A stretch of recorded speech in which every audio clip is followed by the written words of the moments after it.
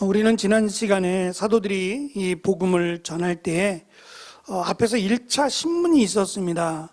근데 그 신문에서 다시는 예수를 말하지 마라, 예수를 믿음으로 구원받는다 말하지 마라 라는 경고를 했다 그랬습니다. 그런데 그 경고가 무색하리만큼 제자들이 오히려 더 열심히 복음을 전했고 숫자도 더 많이 늘어나서 거의 8,000명 가까이가 됐다고 했습니다. 문제는 이것에 대해서 시기함으로라고 성경이 말씀해요. 종교 지도자들이, 유대인 종교 지도자들이, 제자들이 예수 그리스도의 복음을 전하고 이것을 믿는 것이 더 이상할 거예요. 이제껏 율법에 따라서 율법을 지키면, 할례를 행하면, 또 아브라함의 자손이면 마치 구원을 받는 것처럼 그렇게 생각을 해왔단 말입니다. 그런데 갑자기 예수라고 하는 사람이 복음을 전하면서 자기가 메시아라 그랬어요. 그리고 나를 믿는 자는 하나님의 나라에 들어간다고 말을 했어요. 유대인들 지도자들이 이 땅에서 볼 때는 엉터리예요. 자기들이 생각하는 율법에 의하면 말씀드린 이 세 가지가 혈통에 의해서, 할례에 의해서, 율법에 의해서 구원을 받는다라고 생각을 해왔단 말입니다. 그리고 그렇게 가르쳐 왔어요. 그런데 갑자기 갈릴리 출신, 나사렛 출신 예수라고 하는 사람이 나타나서 복음을 전하는데 능력이 나타나는 겁니다. 병든 자가 고침을 받고 귀신이 쫓겨나가는 능력이 나타나니 이거는 하나님이 함께 하셨다라고 밖에는 말할 수 없는 거예요. 더군다나 예수님의 말씀을 들어보니 그 말씀에 능력이 있다라 그랬어요. 그럼에도 불구하고 시기 때문에 자신들보다 더 인기가 많아지고 자신들이 가르쳤던 것과 또 다른 것들을 가르치니 이래서는 안 되겠다. 그러면 우리의 위치가 어떻게 되겠느냐라는 시기 때문에 결국은 예수님을 죽이게 되었어요.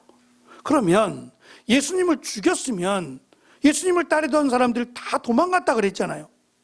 당연히 그렇게 되겠죠. 흩어져 버렸어요. 안 그러면 예수님처럼 죽을 수 있으니까.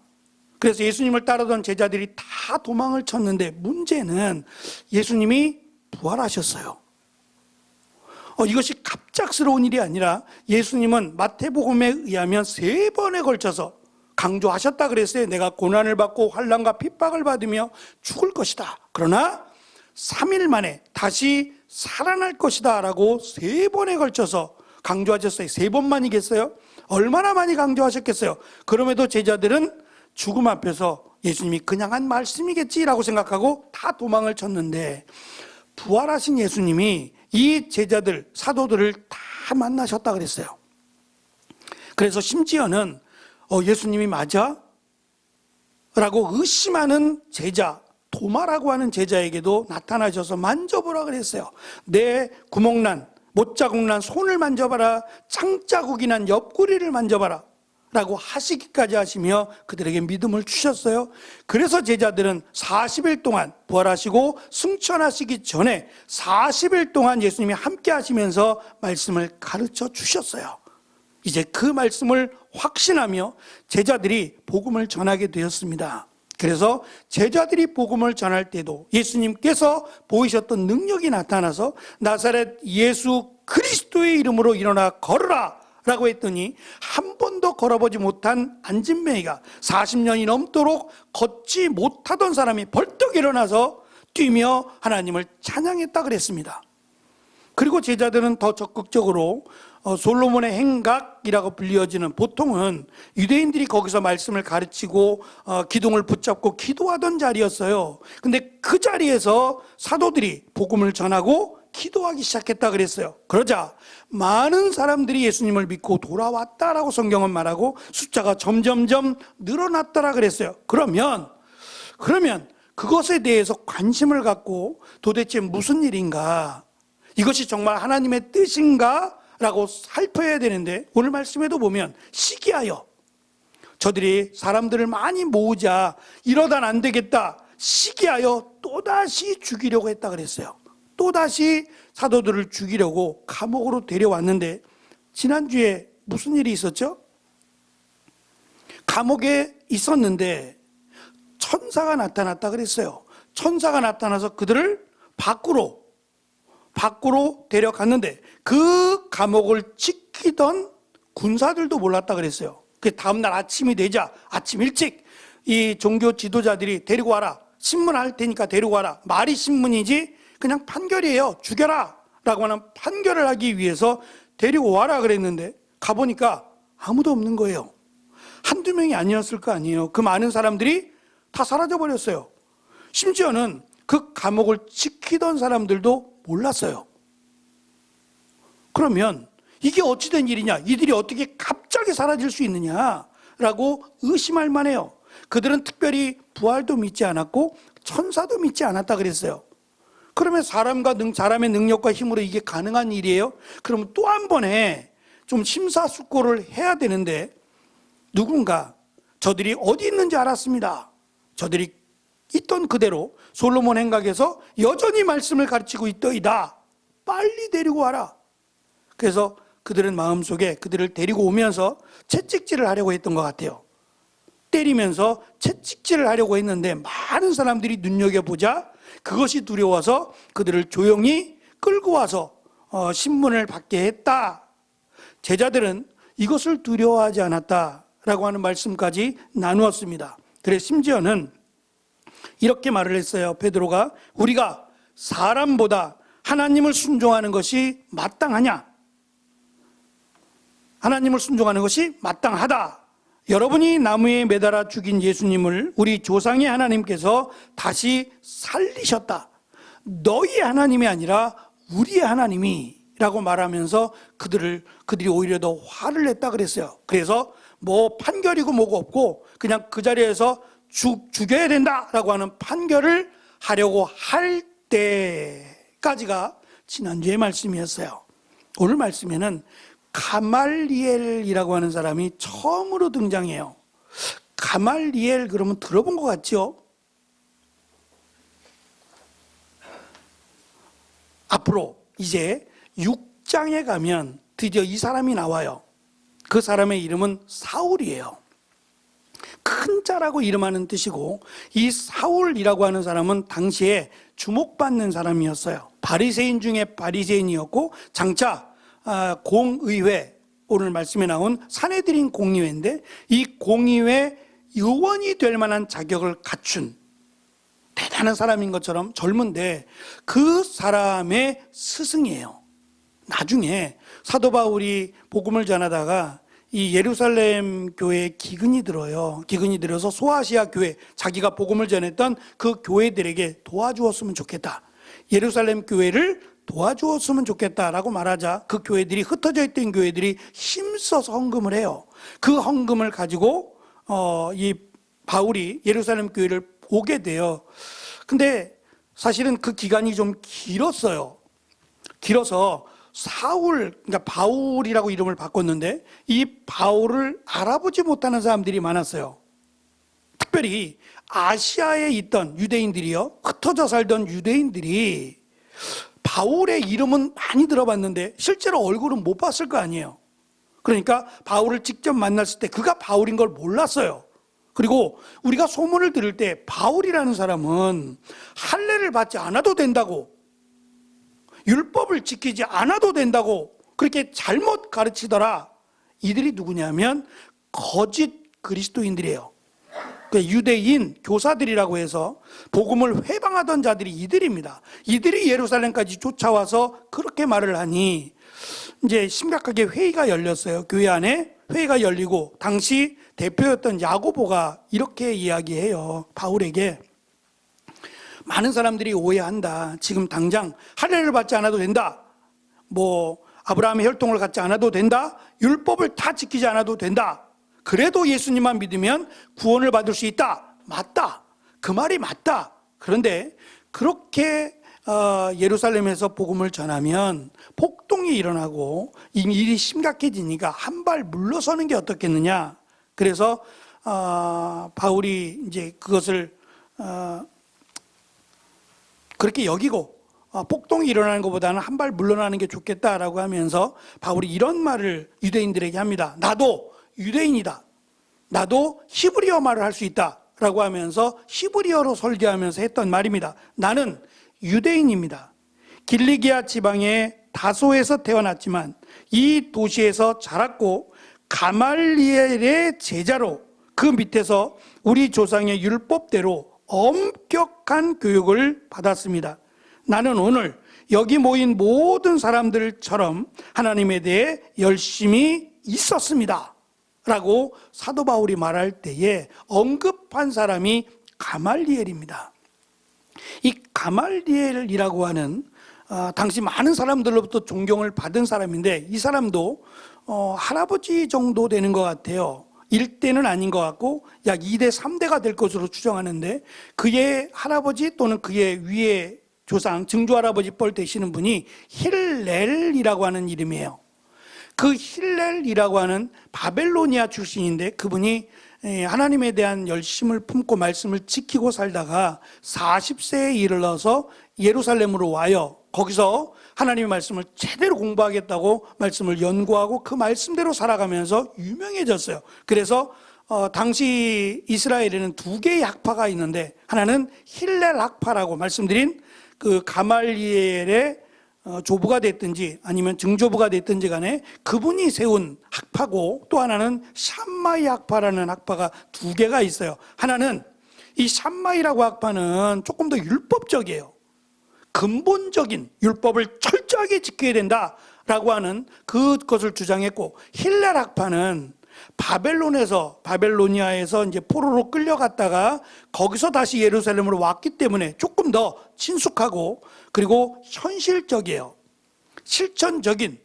그러니까 하나님은 율법만 주신 게 아니다. 그러니까 율법을 완전하게 지킬 수 없다. 우리는 하나님의 말씀대로 최선을 다해 말씀대로 살아야 한다라고 하는 실제적인 것을 강조해왔다라고 합니다. 그 바벨론에서 출생해서 힐렐 학파를 만든 그 가말리엘이 공의회 의원이었어요. 그 사람이 갑자기 주장을 하기 시작합니다.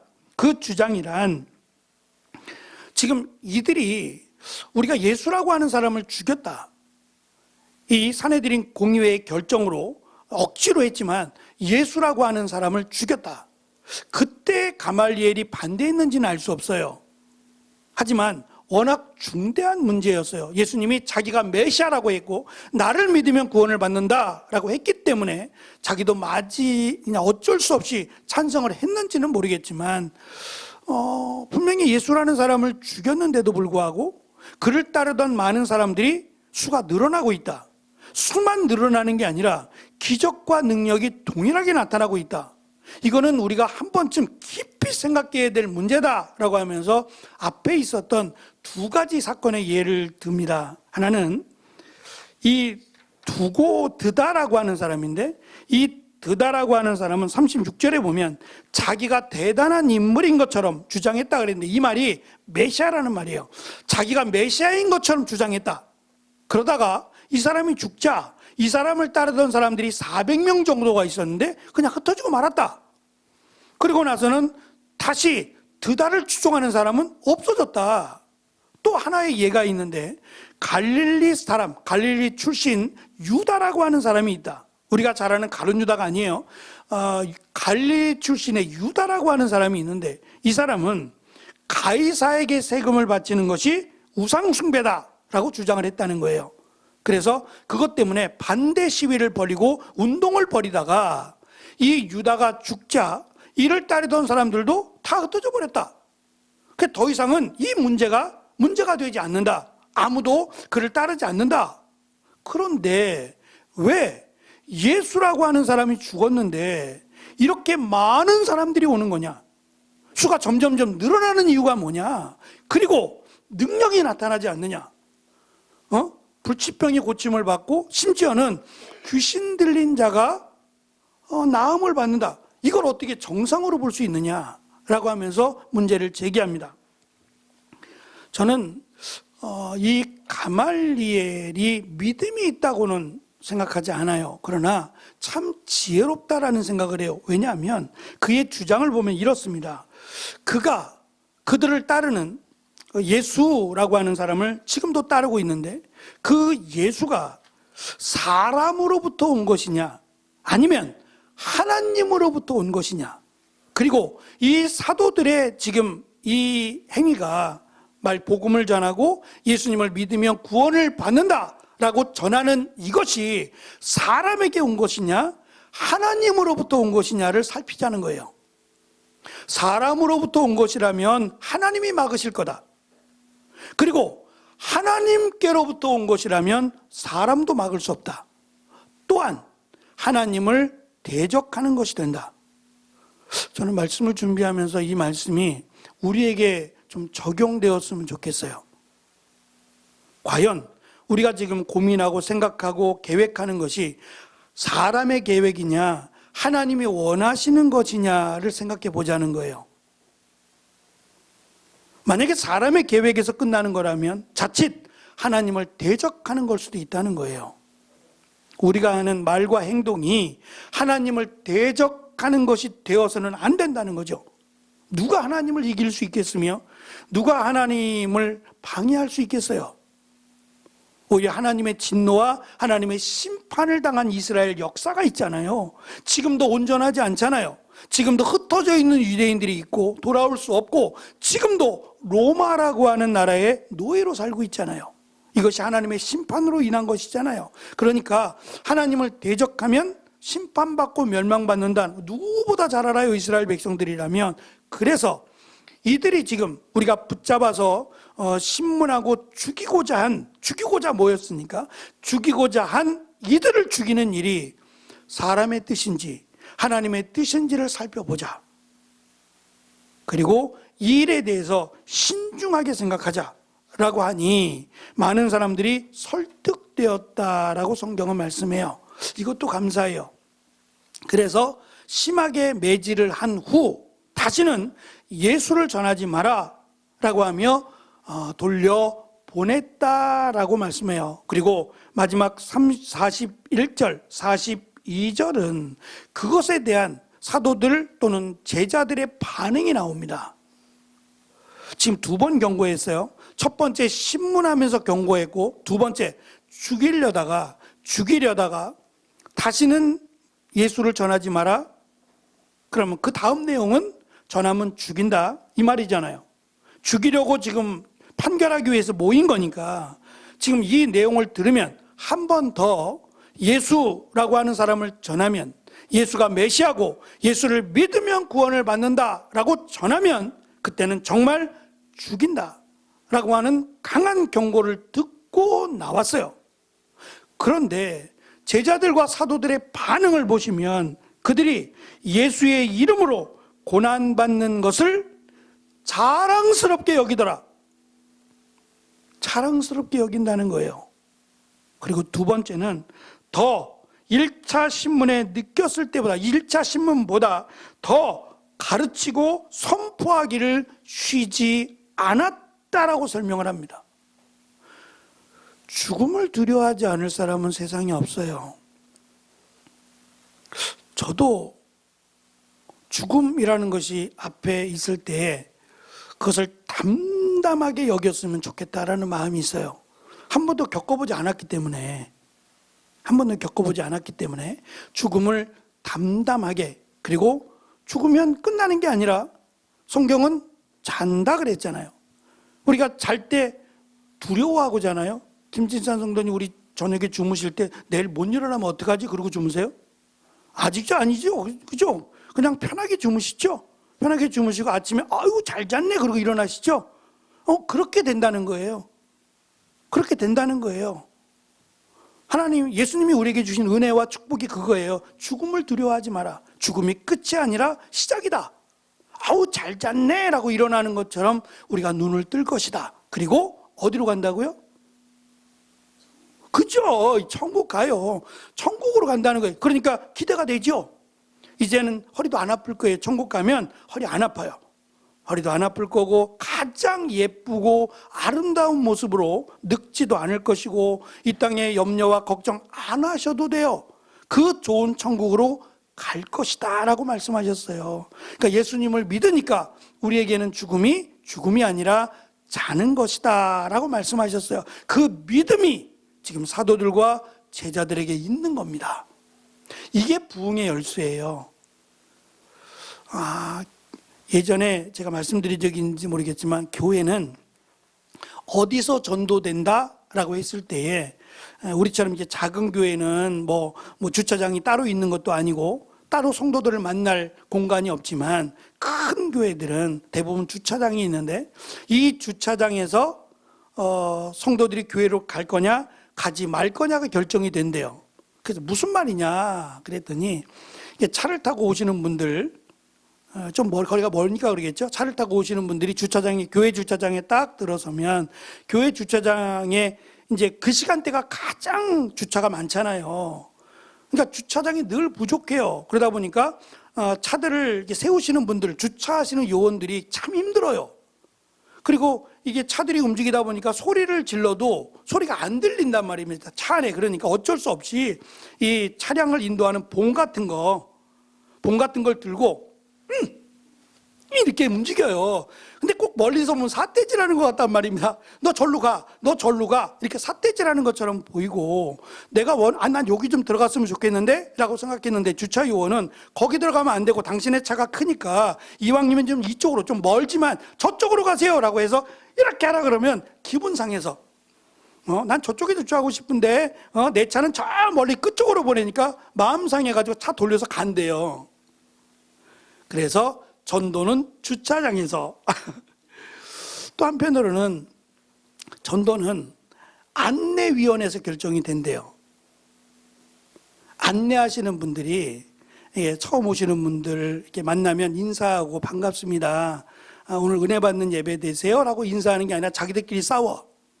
안내하면서 자기들이 투닥거리고 막 하면서 그 모습 보고 돌아서 가더라 라고 하는 내용도 있어요. 부흥은 멀리 있는 게 아니라 어쩌면 우리에게 있을 수 있다는 겁니다. 사도들이 복음을 전한 게 맞아요. 그런데 이 복음이 정말 그냥 시키니까 억지로 하는 복음 전함이 아니에요. 이 복음을 전하면 죽어야 돼요. 죽을 수밖에 없는 상황임에도 불구하고 죽음을 두려워하지 않고 예수님을 믿으면서 복음을 전할 때 그 복음의 역사가 있다라는 거예요.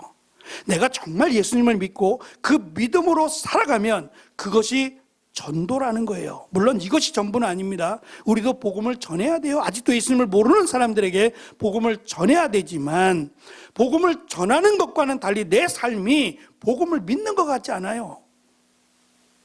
복음을 믿는다는 것은 예수님이 말씀하신 자기를 낮추라고 하셨잖아요. 나보다 다른 사람을 더 귀하게 여기라. 나도 그렇게 해야죠. 나도 그렇게 해야죠. 다른 사람을 더 사랑하라. 나도 그렇게 해야죠. 내가 예수님을 믿으니까 예수님 말씀대로 그렇게 순종하며 살아야겠지요. 그것이 저는 믿음이라고 생각해요. 그래서 믿음대로 살아가는 건 쉽지 않아요. 목사도 마찬가지죠. 앞에 서니까 말씀을 전하니까 목사고 이 강단에서 내려오면 내 마음대로 내 멋대로 살아간다? 그 목사라고 말할 수 없잖아요. 하나님 말씀을 전하는 자면 전하는 것답게 저도 살려고 노력해야 되죠. 완벽한 사람은 없지만. 그래서 이 부흥이 그리고 이 목숨을 거는 믿음이 이제 앞으로 어떻게 등장하느냐. 6장에 가시면 교회가 더 부흥을 해요. 8,000명이 아니라 더 부흥을 하면서 이제 자기들의 것을 처분해서 교회에 갖다 놓았잖아요. 이것으로 어렵고 힘든 사람들을 도와주세요 라고 하며 더 많은 사람들이 더 많은 기부금이 모이게 됐는데 그것 갖고도 부족해졌어요. 그래서 나누다 보니까 팔이 안으로 굽었어요. 나하고 친한 사람을 먼저 이렇게 하다 보니까 다른 나라에서 들어온 유대인들 또는 유대인이 아닌 사람들에게는 나중으로 미루게 되니까 이분들이 못 받게 돼요. 그래서 사도들에게 요청합니다. 우리도 받게 해주세요 라고 요청하자 이래서는 안 되겠다. 우리가 이 나눠주는 것도 중요하지만 우리는 복음 전하고 기도하는 일이 더 중요하다라고 하면서 7명의 집사를 세워요. 그런데 그 7명의 집사 중에 특별히 스데반이라는 이름을 가진 면류관이라는 뜻이에요. 스데반이라고 하는 집사님이 복음을 전하다가 돌에 맞아 순교해요. 이제 정말 죽는 겁니다. 예수님을 믿고 예수님의 복음을 전하면 죽는다라고 경고했는데 그 죽는 사람이 대표적으로 스데반이라고 하는 사람, 그리고 야고보라고 하는 예수님의 제자 중에 예수님이 왕이 되시면 나는 오른쪽, 나는 왼쪽 기억나시죠? 그렇게 말했던 사람 중에 한 사람이에요. 그가 목배임을 당해서 죽습니다. 이렇게 순교하는 사람들이 등장하면서 누가 등장하냐면 드디어 사울이라고 하는 아까 가말리엘의 문화생이었던 사울, 나중에 바울이 됩니다만 사울이라고 하는 사람이 드디어 6장에 등장해요. 그리고 이제 그가 예수 그리스도를 만나고 완전히 변화된 사람으로 주를 위해서 죽겠다라고 하는 대표적인 인물로 등장하게 되죠. 이것이 우연이 아니라는 거예요. 이것이 우연이 아니라 다 그랬다는 거예요. 사도 바울만 그런 게 아니라 다 모든 사도와 성도들이 다 죽음을 두려워하지 않았다. 내가 죽으면 죽으리라고 하는 마음으로 복음을 전했을 때에 놀라운 하나님의 은혜가 죽음에 대한 두려움보다 천국에 대한 소망이 더 컸고 더 믿음으로 마치 그리스도인으로 살아가는 귀한 역사가 예루살렘 교회에 있어서 이 예루살렘 교회의 역사가 전국으로 흩어지는, 전 세계로 흩어지는 놀라운 은혜로 연결되었다는 겁니다. 그래서 나의 믿음이, 우리의 믿음이 우리 교회뿐만 아니라 전 세계를 향해서 나아가는 귀한 은혜가 우리 가운데 넘치시기를 간절히 축원합니다. 기도하겠습니다.